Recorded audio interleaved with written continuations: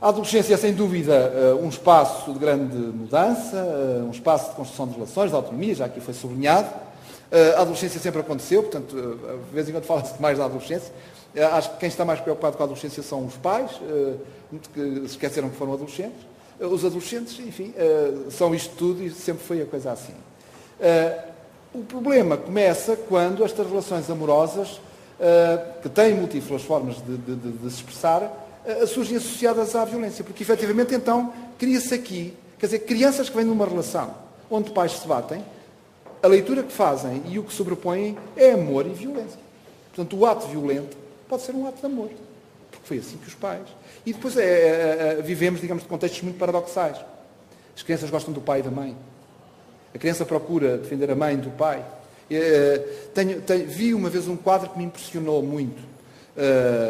Os meninos triangulados nestas relações, inevitavelmente, muitas vezes ficam uma espécie de cuidadores também. São eles que ouvem as queixas.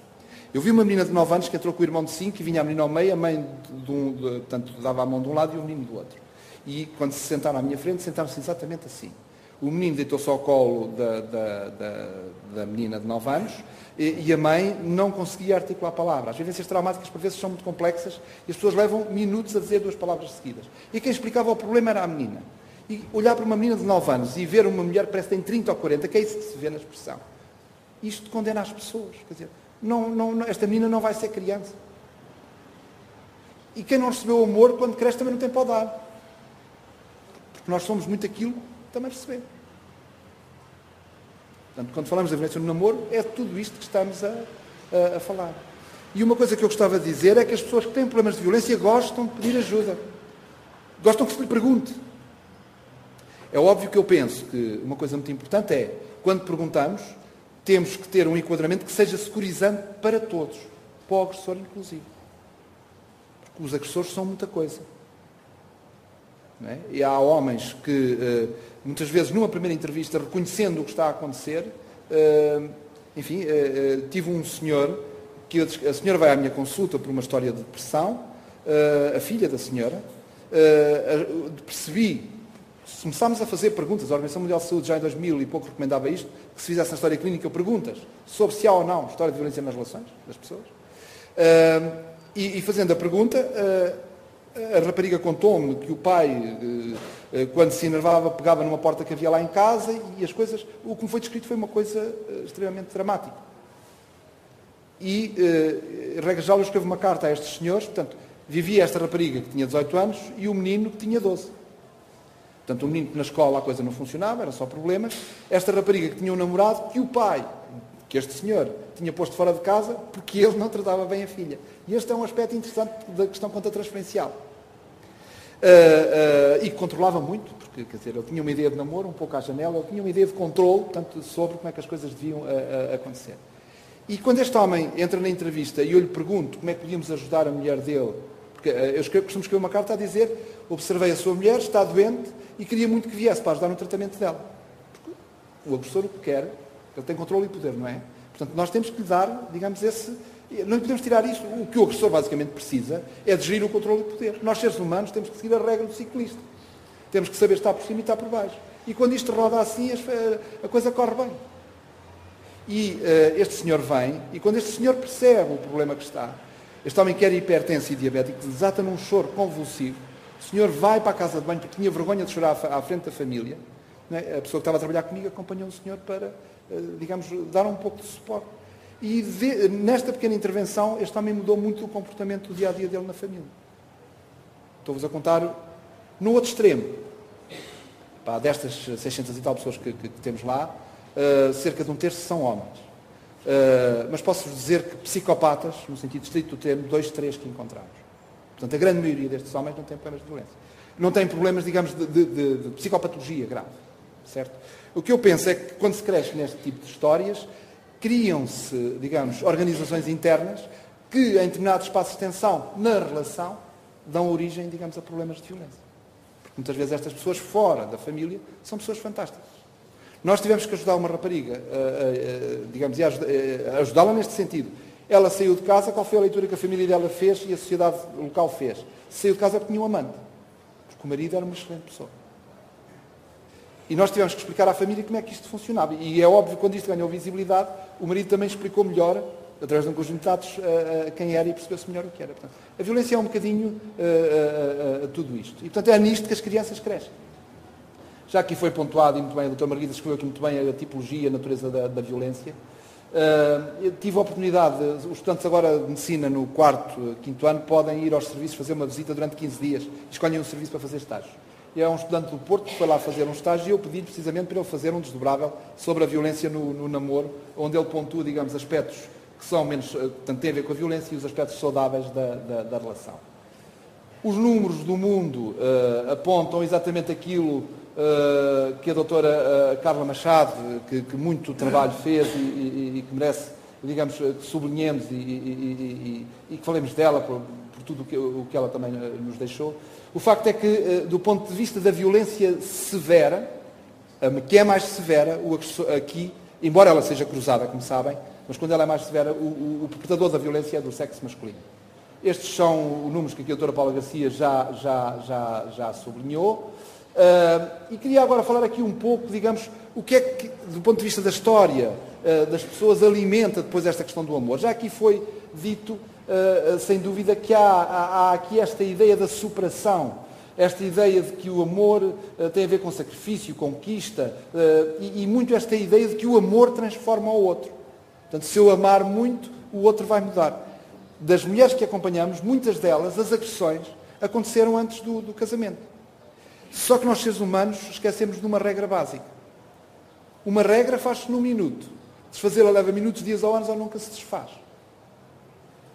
Esta é uma regra básica das relações. E, portanto, esta ideia de que o amor tudo muda e de que o amor implica sacrifício, conquista e transformação do outro, mudou tudo, a globalização é uma coisa fantástica, mas as pessoas, como dizia aqui a doutora Paula Garcia, há toda uma visão romântica, não é, que comporta isto, que inevitavelmente depois alimenta um conjunto de credos amorosos. Que o amor é um sentimento universal e natural, presente em todas as épocas e culturas, é um sentimento surdo à voz da razão e incontrolável pela força da vontade. O amor é a condição para a máxima felicidade. É isto que alimenta depois esta ideia de que o amor transforma tudo. Leva a um conjunto de falsas, crenças e atitudes que levam depois a que as coisas se mantenham. Eu acho importante sublinhar isto, porque quando se fala com estas pessoas, é preciso devolver-lhe isto, para que eles possam perceber do que é que estamos a falar. Porque é precisamente por este tipo de princípio que a realidade amorosa, construída nessas falsas crenças, leva a que a violência seja aceita. E, portanto, leva aqui a que a violência se torne invisível. Porque se ela é aceita, fica invisível. E nos adolescentes, porquê é que fica mais invisível? Pela simples razão que eles têm muito medo que os pais, entre aspas, lhe tirem aquilo que eles têm. E depois, um conjunto de números, só para sublinhar basicamente aquilo que também já aqui foi dito. Esta externalização dos rapazes, sobretudo dos rapazes, na questão das relações do namoro, faz muito uma coisa que é muito comum nos agressores em geral, que é a externalização do problema. A ideia é, isto que acontece, eu não sou o culpado disto. Há um conjunto de condições que são favorecedoras disto. E isto cria, por vezes, contextos paradoxais na relação, que leva a que o outro aceite a narrativa do agressor e se juntem contra o exterior. E o que é que isto acontece? Leva a que o casal tenha uma narrativa que quem ouve esquece que este discurso é construído num contexto paradoxal e diz, até eu já lhe quis dar tudo, eu já ajudei, já disse o que é que havia de fazer e não faz nada do que eu disse, o que é que eu posso fazer mais? E muitas vezes aqui, quer dizer, a intervenção coativa pode criar rupturas e pode levar, digamos, leva-nos a reorganizar o sistema e a desmontar, digamos, estes paradoxos que os afetos montam. Há aqui esta coisa do rapaz se sentirem 3 vezes mais poder que as suas companheiras. Lembrar que, regra geral, nas relações de violência, os homens não sofrem stresses traumáticos, porque do ponto de vista da violência física não têm os riscos que a mulher tem. E a mulher, muitos dos casos, e na violência mais grave, 70% sofrem stress traumático. Esta atribuição e esta confusão do ciúme com o amor, esta é uma imagem que eu acho, só para dizer que existe ao longo, é conhecida, mas eu acho que a expressão daquela menina é fantástica, e diz bem que esta coisa faz parte da nossa história de vida, deste tipo de sentimentos e de emoções que comportam isto.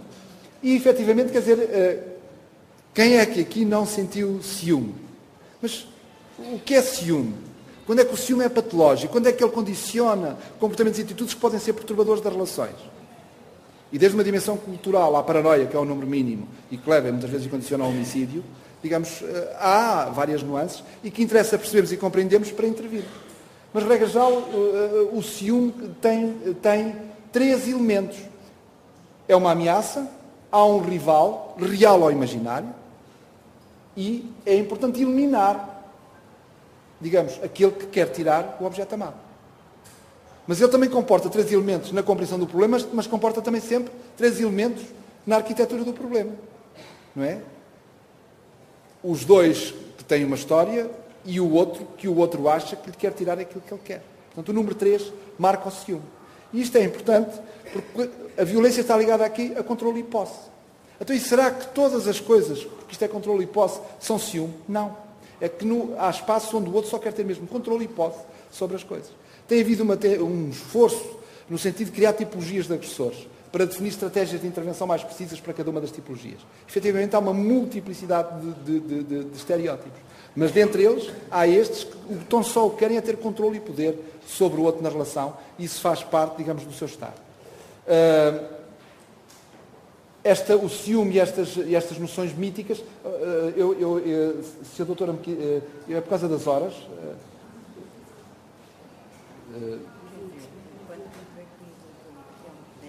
10 minutos? Posso falar mais 10 minutos? Obrigado. Não, sabem, a questão é um bocadinho esta. Nós fazemos isto todos os dias, percebem? E nós achamos importante contar-vos um pouco aquilo que fazemos. Portanto, mais que um discurso do que lemos, é o discurso do que fazemos, que foi aquilo que já ouviram da doutora Paula. E, portanto, esta ideia de partilhar é também um espaço, digamos, de convite. Não é o convite para vocês nos convidarem para trocarmos, para criarmos coisas também nos vossos espaços. Portanto, de maneira que esta conversa torna-se interminável e vocês, portanto, muito tempo podemos continuar a conversar. De maneira que quando a doutora disser, paramos. Portanto, queria sublinhar este grupo, a questão das lésbicas, dos gays, dos rapazes bissexuais e transexuais, porque estão ainda muito mais expostos à violência. Eu, da experiência que tenho com adultos, é que o que é muito comum acontecer? Primeiro, as famílias tendem, digamos, a não aceitar. Portanto, a família não fica uma rede de suporte. E depois isto tem a ver com os segredos nas famílias, porque os segredos na família têm umas características. Todos sabem de tudo, mas fazem de conta que não sabem. Este faz parte dos segredos nas famílias. Mas a questão homofóbica, não é? O facto de ser assumida, digamos, a homossexualidade e a questão da conjugalidade, quer dizer, isto não muda um pensamento social. Mas é um gesto importante para que a sociedade pense o que é que isto quer dizer. Mas, na prática, estas pessoas estão cada vez mais isoladas. Uma das ameaças, muitas vezes, do agressor é dizer e tornar público que o outro é homossexual.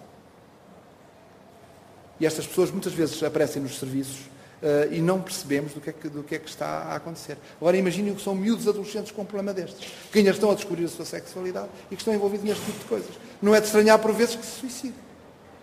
Portanto, isto deve fazer parte das perguntas, digamos, quando estas pessoas nos aparecem nos serviços ou quando na escola tem um determinado tipo de problemas. Percebemos o que é que isto quer dizer.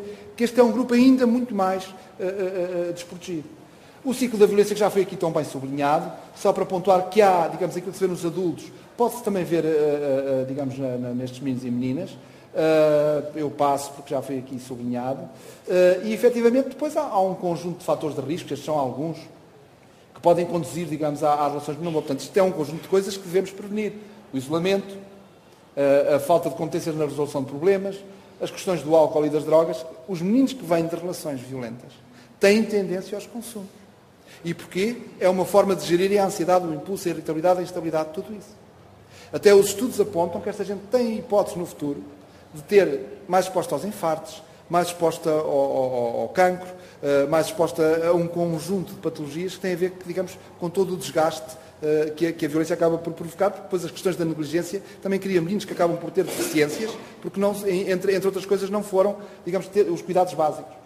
Esta é uma multiplicidade de patologias das pessoas que sofrem, digamos, problemas de violência. Só para terem uma ideia, é comum, portanto, pode acontecer, quando uma mulher tem um corrimento, esse corrimento não melhora com os antibióticos. O que isso pode querer dizer é um problema de violência. E porquê? Porque o stress que a violência provoca anula, digamos, o nosso exército, são lá os linfócitos que combatem os bichinhos, porque o stress faz destas coisas e, portanto, as infecções não passam. E isto, muitas das vezes, é lido pelo agressor como: se tens isto é porque andas com outro. Portanto, estão a ver o tipo de ciclos que se monta à volta disto. E, portanto, a importância deste conhecimento multidisciplinar para se ler isto, para depois se poder definir uma intervenção e poder mudar as coisas. Uma das principais causas, este é do tal relatório de 2001, entre os 15 e os 44 anos, de incapacidade, portanto, estamos a falar de dias de trabalho, dias de produção, é a depressão. Agora, depois daquilo que eu vos disse, qual é um dos problemas? Uma em cada 3 pessoas sofre? Bom, muitas daquelas pessoas têm um problema de violência. Portanto, estamos a falar de um problema muito sério que incapacita as pessoas, efetivamente. As crianças e os adolescentes têm todo este tipo de problemas. Já sublinhei aqui a questão do suicídio, mas desde a questão do sucesso traumático, a depressão, insucesso escolar, baixa autoestima, perturbações da conduta, enfim. A lembrar que crianças, filhos de mulheres abusadas, física e sexualmente, têm 6 vezes mais risco de virem poder morrer antes dos 5 anos de idade. Aquilo que eu há bocadinho sublinhei é do tal relatório da Organização Mundial de Saúde, pontua bem, até a longo prazo, o conjunto de patologias que pode ter. Estes sinais aparecem nos serviços e têm pessoas nas várias instituições onde as crianças andam. Uma em cada 5 mulheres, um em cada 10 homens foram, digamos, abusados sexualmente em termos históricos. Há um documento interessante que são 10 factos sobre a questão das injúrias, maus-tratos associados à violência. Um conjunto de comportamentos que os meninos expostos à violência depois traduzem nos outros espaços por onde circulam.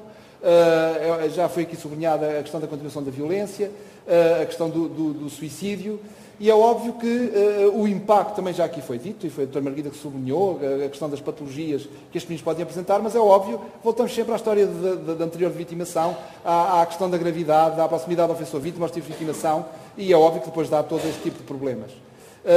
E, claro, a história familiar. Dizer como intervir, e agora 5 minutinhos só para acabar. As nossas decisões são tão boas quanto a informação em que as baseamos. Mas é óbvio que depois de eu ter dito isto tudo, para haver aqui informação tem que haver um grupo de gente que venha de muitas disciplinas, que converse isso junto, para que haja um entendimento. E a única forma, portanto, numa situação de violência, dizer não tem perigo, é uma falsa questão. Porque há alguns tipos de personalidade, como são os passivo-agressivos, que surpreendem muitas das vezes com um homicídio. E aparentemente não tinha nada a ver. Nós, para lermos efetivamente estas questões da violência, para todos os instrumentos, com toda a importância que têm, é importante que haja muitas interfaces que contem a história da violência.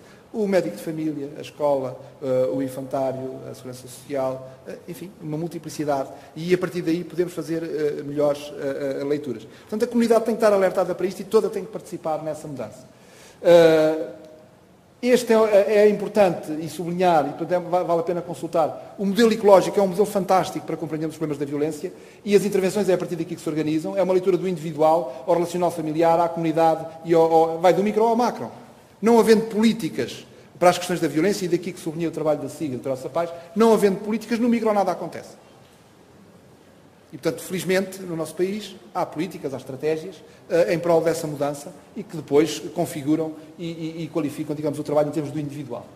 É óbvio que aqui as questões do desemprego, as questões da instabilidade, tudo isto conta, não é, nessa mudança. Nós, em Coimbra, portanto, defendemos a ideia do trabalho em rede, esta ideia da corresponsabilidade, e se fizesse um cartaz para a nossa campanha, diria que é um grupo onde todos sabem de tudo, onde todos têm igual responsabilidade e onde se assegura a transparência. Portanto, este será o cartaz com que nós, se nos quiséssemos candidatar a alguma coisa, afirmaríamos a nossa posição.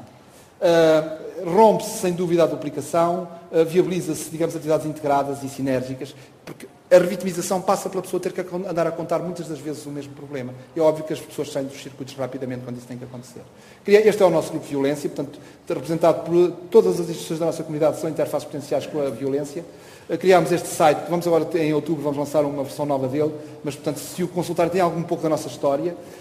O Serviço de Violência Familiar abarca a violência ao longo do ciclo vital. Portanto, há aqui uma articulação muito eficaz com toda a rede de cuidados. E depois temos um conjunto de intervenções psicoterapêuticas específicas, para além dos cuidados psiquiátricos. Temos, digamos, do ponto de vista das peritagens médico-legais, há uma que fazemos especificamente, e é uma coisa que é um articulado da Justiça com a Saúde, que é tornar a violência invisível visível. Sobre isso temos um trabalho publicado, podemos, escrevemos os dois. Temos uma estratégia para as urgências, para que se sinalize nas urgências e funciona já muito bem nos covões.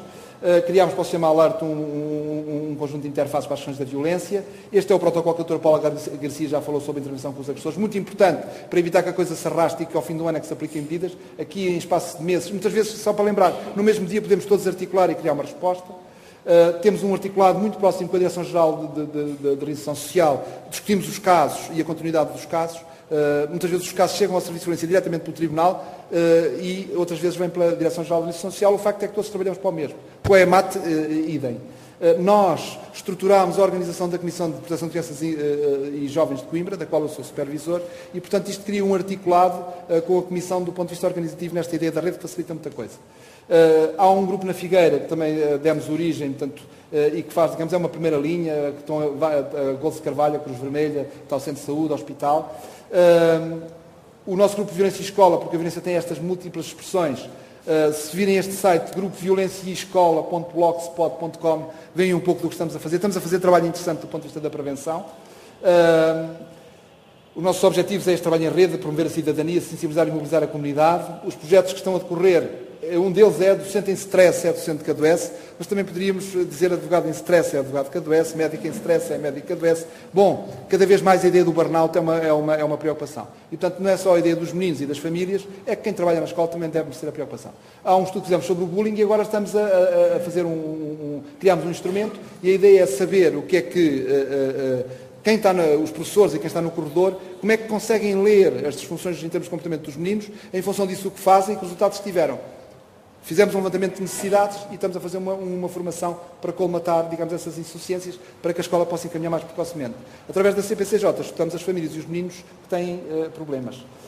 Este é um projeto que temos para os 3 e 6 anos, que precisamos de apoio para ele, mas a ideia é que os meninos aprendam a gerir emoções, porque, sem dúvida, é aqui que acreditamos que a coisa começa, é aqui que as coisas não voltam a acontecer. Estamos a desenvolver este fórum Empresas contra a Violência Doméstica e tem a ver muito, quer dizer, o impacto que isto tem em vítimas agressores, inevitavelmente, tem impacto também nas empresas, e lembrar que as vítimas expostas à violência rapidamente têm menos produtividade, a empresa desconhece, a violência despede e esta mulher continua, portanto, revitimiza porque ela tem que continuar na relação. Criámos uma peça de telhaços, penso que alguns poderão conhecer, e visa, digamos, para o público em geral, alertarmos sobre o problema. Este é o nosso projeto, que já falei, era só para vos dar uma ideia, digamos, toda a estrutura de saúde que estamos a envolver na nossa... Vamos lançar em outubro um manual para a saúde, com um guião sobre estas, quer dizer, para ajudar de alguma forma a gerir a informação. E obrigado.